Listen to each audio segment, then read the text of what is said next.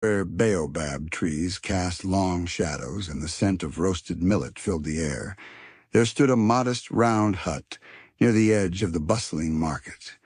It wasn't the size of the building that drew people in, but the woman inside. Her name was, and she was known across towns for one thing, braiding hair faster and more beautifully than anyone in Burkina Faso. Kudugu Fanta. Fanta could braid 10 women in a single day. Styles that took others 2 days to complete, she finished in 1 hour. Women traveled from Rio Sabu, even as far as Ouagadougou, just to sit on one of her hand-woven stools. Oh, her hands moved like wind, weaving hair with the precision of a loom and the speed of a drummer's fingers. But for all her skill, there was one rule in Fanta's salon that no one dared challenge: no mirrors or reflective objects allowed. A painted gourd hung at the entrance with a warning etched in red: no reflections beyond this point. Fanta checked every bag before a client entered. If she found a phone, a pocket mirror, even a shiny bracelet, it was left outside. Many whispered about the rule. Some joked. Others were uneasy. Why would a hairdresser forbid mirrors? But no one questioned it too much, because they all wanted her magic hands on their heads. Fanta's eyes were kind, but her voice turned sharp when the rule was tested. No reflections, she would say. Not even by mistake. And so the women of Kudugu obeyed. They didn't know why, but Fanta did. And it was a truth she feared more than anyone else. The sun had barely risen when a young woman named Rocky arrived in Kudugu. She had heard whispers of Fanta's miraculous braiding hands from her cousin in Signare. With a wedding to attend the next day, Rocky hoped to have her hair transformed in record time. She followed the sound of women chatting and birds chirping to the small, round salon.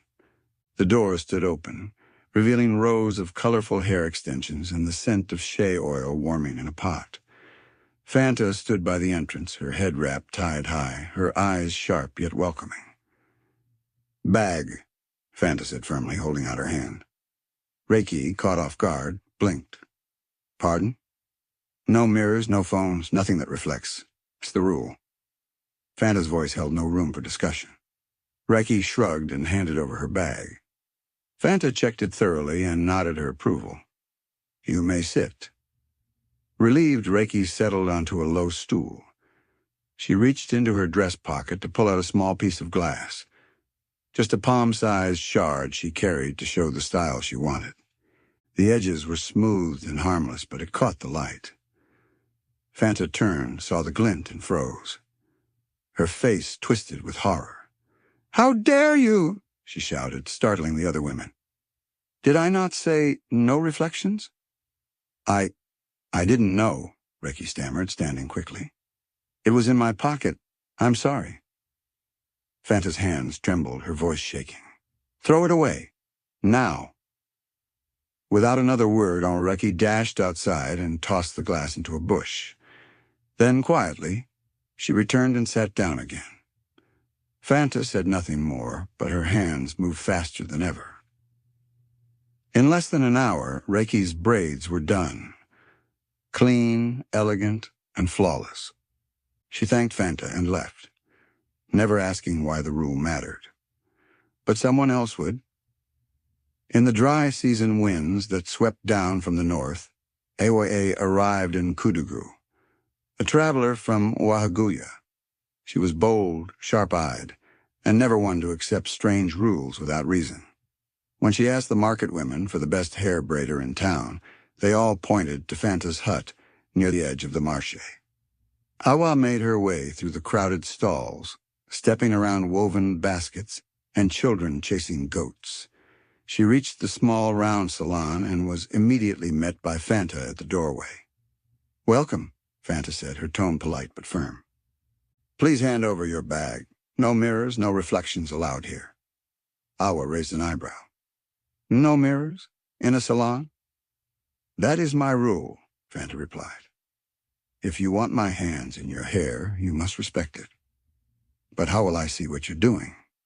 How do I know you'll get the style right? Awa's voice was calm, but her tone carried a challenge. Fanta didn't flinch. You either trust me, or you don't sit. The silence thickened. Awa looked around. The women seated nearby didn't speak, but their eyes said it all: follow the rule or walk away. Awa exhaled slowly. Then I won't sit. She turned and left. As she walked back toward the center of town, her mind spun. What kind of hairstylist refused mirrors? What was she hiding? Awa Wei wasn't the type to let questions go unanswered. That night, she lay on a sleeping mat in her aunt's compound, staring at the stars over Kudugu. Something about Fanta's eyes had stayed with her, not cruelty, but fear. And fear always had a reason.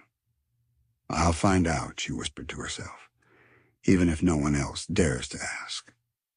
The next morning, AWA rose early, her mind still tangled with the mystery of Fanta's rule. She wasn't content with half-truths or superstition. If no one else would ask, she would.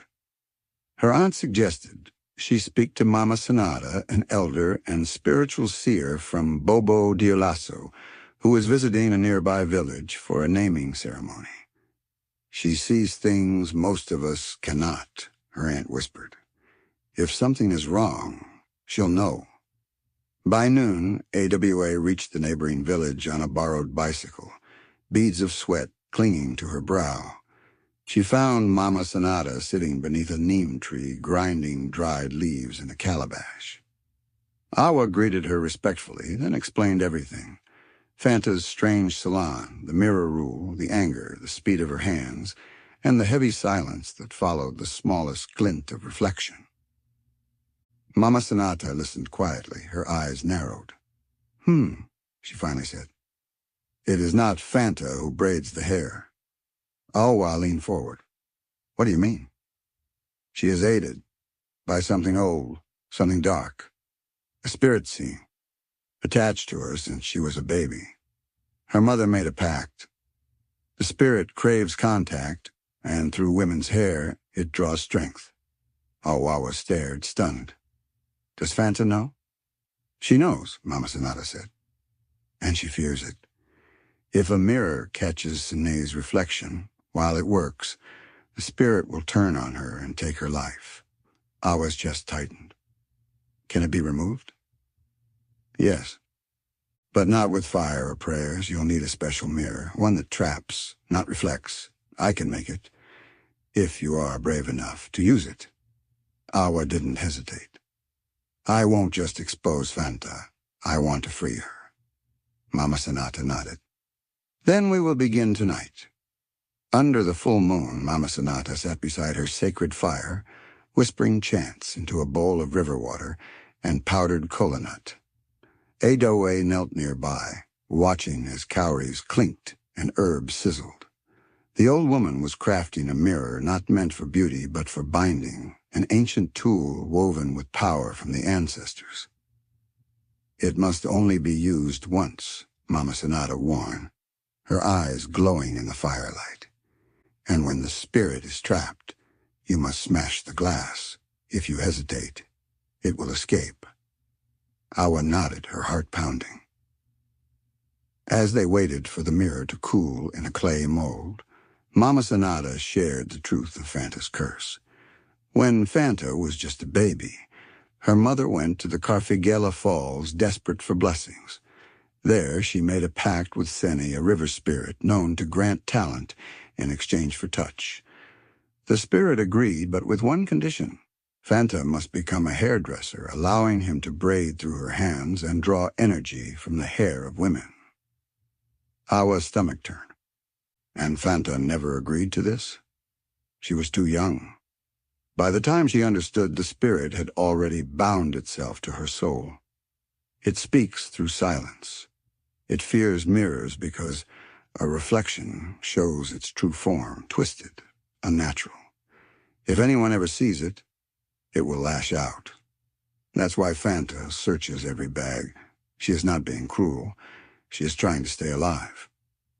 The mirror was ready by dawn, small, round, wrapped in braided leather, its surface dull and black. It pulsed faintly like a quiet heartbeat. Awa tucked it into a woven pouch. "It's time," she whispered. She didn't just want to expose the truth. She wanted to give Fanta back her life. By midday, the market buzzed as usual, but Fanta's hut was quieter than usual. When Awoe arrived, Fanta raised an eyebrow. "You again?" Awa stepped forward. "I'm not here to break your rule. I'm here to help you break free." Fanta's hands froze mid-motion. The other women in the salon went silent. "I know about Senere," Awa whispered. "I know what he does, and I know you didn't choose him." Fanta's face turned pale. "Who told you?" "Mama Sanada. She gave me something." Awa opened the pouch and held out the mirror, small, black, pulsing like a living thing. "This mirror can trap him, but we have to act now." Fanta stared at it, trembling. "You don't understand. He watches everything. If he senses a trap, he'll—" "Do you want to be free?" Awa asked, her voice firm. Fanta slowly nodded. They closed the salon door and asked the clients to leave. Fanta lit incense and sat in her usual braiding spot, hands on her lap. Awa walked slowly around the room, holding the enchanted mirror, letting its dull glow sweep across every corner. The air shifted. The heat thickened. Then the room grew unnaturally cold. Suddenly, the braids on the table lifted and twisted on their own. Fanta gasped. "He's here!" Odowe held the mirror steady as shadows twisted behind Fanta's head. A low growl echoed in the room, and then a scream, not human, not earthly. The mirror began to glow brighter, drawing the shadows in.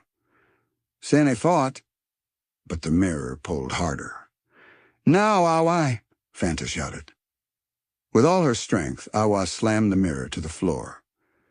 It shattered into 1,000 shards, releasing a burst of white light that filled the room, and then silence. Fanta collapsed into tears. "He's gone. He's really gone." For the first time, the salon felt still, not watched, not haunted, just peaceful.